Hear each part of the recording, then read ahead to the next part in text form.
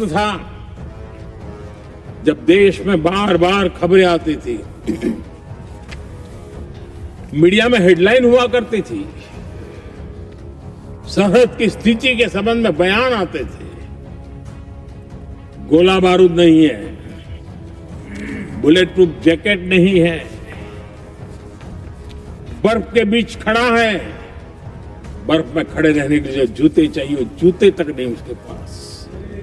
ये खबरें आती थी। हमने देश के जवानों के लिए खजाने खोल दिए। देश के जवानों को जो चाहिए वो देने की दिशा में चल पड़े। और इसलिए वो चाहते कि अब तो कोई रास्ता बचा नहीं है, बस कब्र खुदेगी मोदी की। यही एक रास्ता उनके लिए बचा है। आदरणीय सभापति, एक बार उत्तर प्रदेश के वर्तमान मुख्यमंत्री जी ने सदन में भाषण करते करते वो रो पड़े थे। दिमागी बुखार के कारण बच्चे, अनगिनत बच्चे मर रहे थे। इनको कभी सूझा नहीं कि इस दिमागी बुखार से मुक्ति दिलाई जा सकती है। आदरणीय सभापति जी, आंख की बीमारी, ट्रकोमा, लोग परेशान होते थे, आंखें चली जाती थी और विज्ञान प्रगति कर चुका था, हो सकता था, नहीं कर सकते थे। हमने दिमागी बुखार से भी मुक्ति दिलाई और हमने ट्रकोमा से भी देश के लोगों की आंखें बचाई। यही सफलताएं हैं, यही संवेदनशीलता है। समाज के लिए जीने मरने का यही संकल्प है। पल पल, तिल तिल समाज के लिए बिताना, घिसना, झलना, वो उनको परेशान कर रहा है। तब जाकर के मोदी तेरी कब्र खुदेगी, ये मंत्र लेकर के चल रहे हैं, ये सपने देख करके चल रहे हैं और बातें लोकतंत्र की करते हैं। मोहब्बत की दुकान के साइन बोर्ड लगाते हैं। क्या सार्वजनिक जीवन में ऐसी नफरत होती है? आदरणीय सभापति जी, इनकी सरकार रिमोट से चलती थी, मेरी सरकार भी रिमोट से चलती है। 140 करोड़ देशवासी मेरा रिमोट है।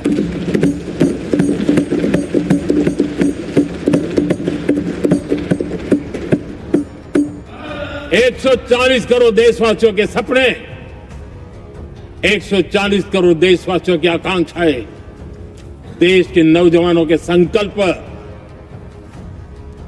इनके लिए हम जीते हैं, इनके लिए सरकार चलाते हैं। सत्ता हमारे लिए सुख का रास्ता नहीं है, सत्ता हमारे लिए सेवा का माध्यम है।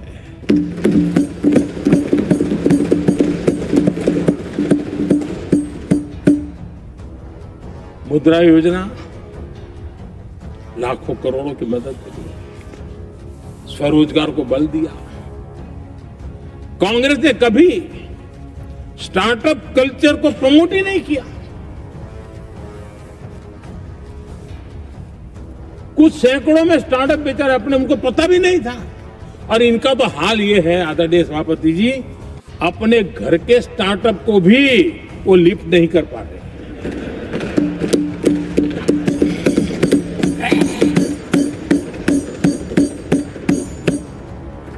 और हमारी सरकार में आज 2 लाख से ज्यादा स्टार्टअप है।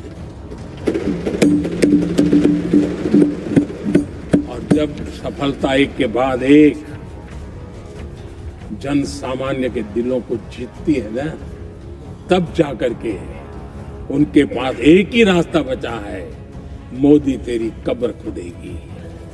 लेकिन उस हमारा याद कीजिए, BSNL को लेकर के चुटकुले चलते थे, कार्टून बनते थे। आज स्वदेशी 4G स्टैक हमने खड़ा कर दिया। 5G दुनिया में सबसे तेज गति से रोल आउट करने का काम हमने कर दिया। कम्युनिकेशन की नई जनरेशन, नई टेक्नोलॉजी, नई सोच, इसको हमने आगे बढ़ाया। और इसलिए दर्द जुबान पे आ रहा है, मोदी तेरी कब्र खुदेगी। आदरणीय सभापति जी, गरीब की सेवा ये मेरा सौभाग्य है। 4 करोड़ गरीबों को पक्के घर देना मैं जीवन में सुकून मानता हूं। बिजली, पानी, गैस का सिलेंडर, टॉयलेट की सुविधा, मुझे लगता है कि हाँ, परमात्मा ने मुझे सही दिशा में काम करने की प्रेरणा दी है। पहली बार गांव की महिला गर्व से कह रही है, हाँ मैं लखपति दीदी बनी हूं, तो दूसरी कह रही है इस साल तक मैं लखपति दीदी बन जाऊंगी। जो बन गई है उनको जब पूछता हूं, नहीं बोले साहब अब तो करोड़पति के लिए सोच रहे हैं। ये जो मिजाज बदला है, जो आत्मविश्वास बढ़ा है, और ऐसे देश के कोटि कोटि जनों के आशीर्वाद जिस इंसान पर हो, कोटि कोटि माताओं बहनों का जिस पर रक्षा कवच हो, नारे कितने ही लगा लो, कब्र तुम नहीं खोद पाओगे। ये देश की शक्ति, आशीर्वाद रूपी कवच, माताओं बहनों का मेरे प्रति जो भाव रहा है, जिस श्रद्धा भाव से मैंने माताओं बहनों की सेवा करने का काम किया है, जिनको कोई पूछता नहीं था उसको मोदी पूजाता है। यही करना है, और ये आशीर्वाद ही है जो इनको चूभते हैं, और इसलिए कब्र खोदना चाहते हैं। आदरणीय सभापति जी, चोरी करना जिनका पुश्तैनी धंधा है, जिन्होंने एक गुजराती की सरनेम भी चुरा ली,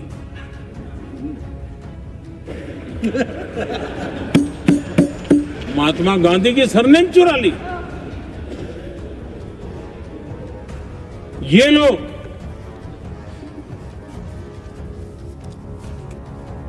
और देश की जनता इतनी समझदार कि ऐसी पटक देती है, ऐसी पटक देती है लोगों को।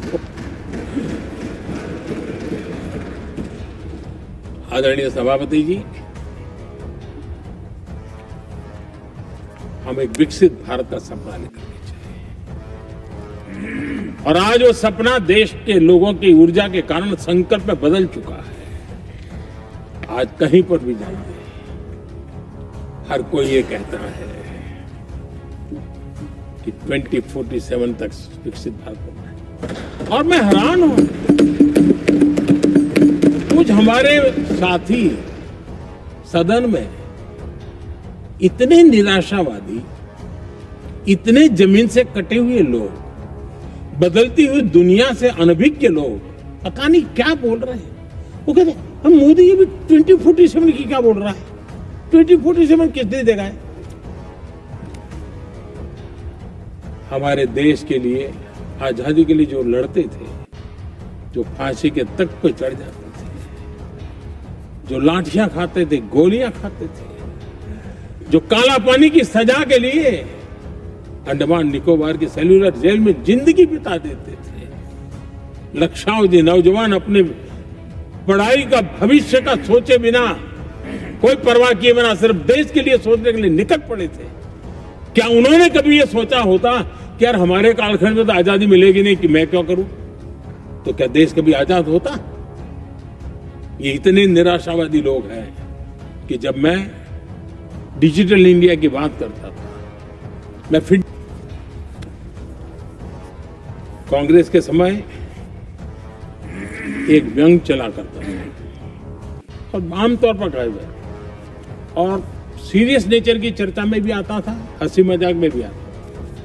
इंडिया मिस द बस, ये कॉमन वर्ड हो चुका भाई, मौका गंवा दिया, बाजी हाथ से चली गई, इंडिया मिस द बस। ये हमेशा होता था।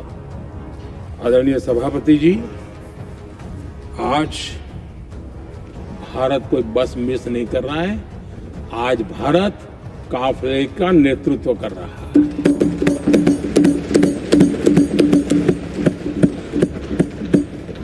आदरणीय सभापति जी, देश का भविष्य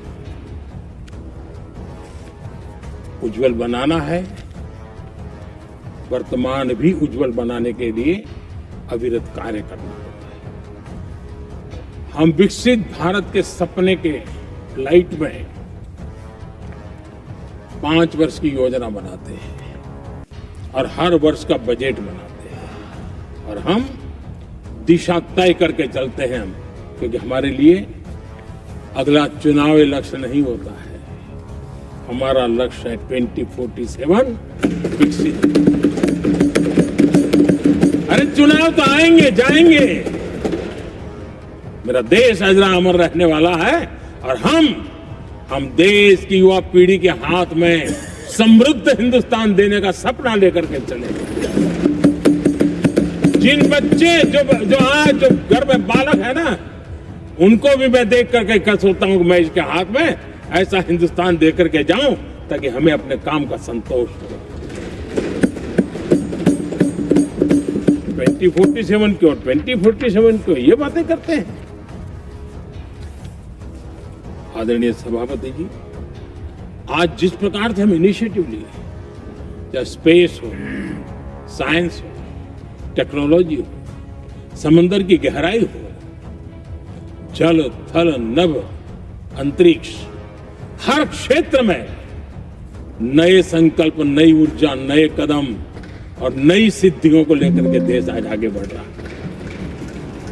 हम ग्रीन हाइड्रोजन पर काम कर रहे हैं, हम आने वाले युग को समझ पा रहे हैं, हम क्वांटम कंप्यूटिंग की बात कर रहे हैं, हम एआई मिशन को लेकर के चल रहे हैं और आज दुनिया मानने लगी है कि एआई मिशन भारत बहुत कुछ दुनिया को दे सकता है।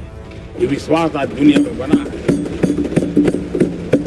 आज दुनिया में क्रिटिकल मिनरल, रेयर अर्थ राजनीतिक हथियार बन गया है। हम उस पर फोकस कर रहे हैं ताकि कभी भारत को किसी के पास हाथ फैलाने की नौबत ना आ जाए। आदरणीय सभापति जी, ऐसे तो अनगिनत प्रोजेक्ट है जिसमें विदेश का इन्वेस्टमेंट आना ही आना है, क्योंकि अब हर किसी को अपना भविष्य भारत की भूमि में नजर आ रहा है। हर किसी को अपना भविष्य भारत की टैलेंट के भरोसे नजर आ रहा है।